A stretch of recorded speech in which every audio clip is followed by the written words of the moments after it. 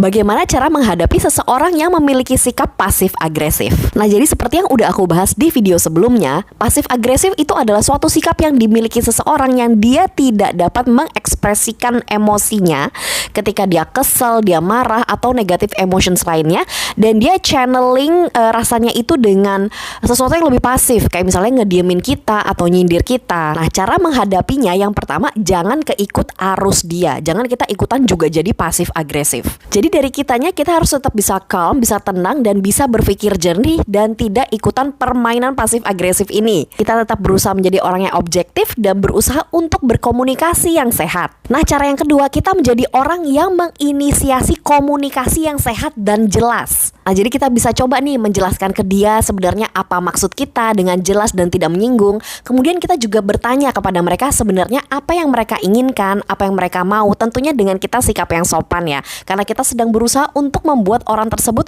lebih open dan lebih terbuka.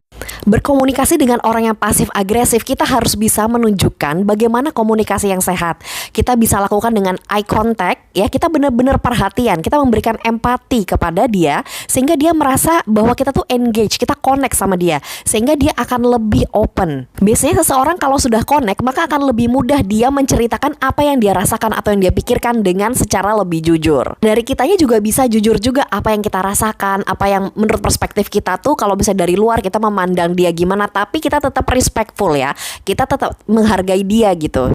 Yang ketiga, misalnya orang dengan sikap pasif agresif ini terjadi di lingkungan kerja kita atau di kantor, kita jangan terbawa ikutan bad mood sehingga kita malah jadi mendem sendiri. Kita tetap berusaha berkomunikasi dan juga dengan orang-orang lain kita buka network dan hubungan yang baik, sehingga kita akan tetap percaya diri, kita juga tetap bisa melihat situasi dengan objektif dan enggak malah jadi stres ikutan. Yang keempat, kita juga harus tahu batasan kita. Kalau misalnya orang dengan pasif agresif itu sudah menyinggung kita atau merendahkan kita, maka kita perlu untuk berbicara dengan langsung gitu ya, menjelaskan bahwa behavior ini tuh sudah mengganggu, bahwa perilaku ini tuh tidak benar. Makanya sebaiknya kita sama-sama objektif dan juga melakukan perbuatan yang memang menyenangkan gitu. Nah, yang terakhir, kita juga bisa minta bantuan support orang-orang sekitar kita. Kayak misalnya kalau terjadinya di tempat kerja nih, ada atasan kita atau teman kita yang pasif agresif, mungkin kita bisa diskusi bareng dengan teman satu tim, mungkin membahas kira-kira solusinya gimana kalau seperti ini.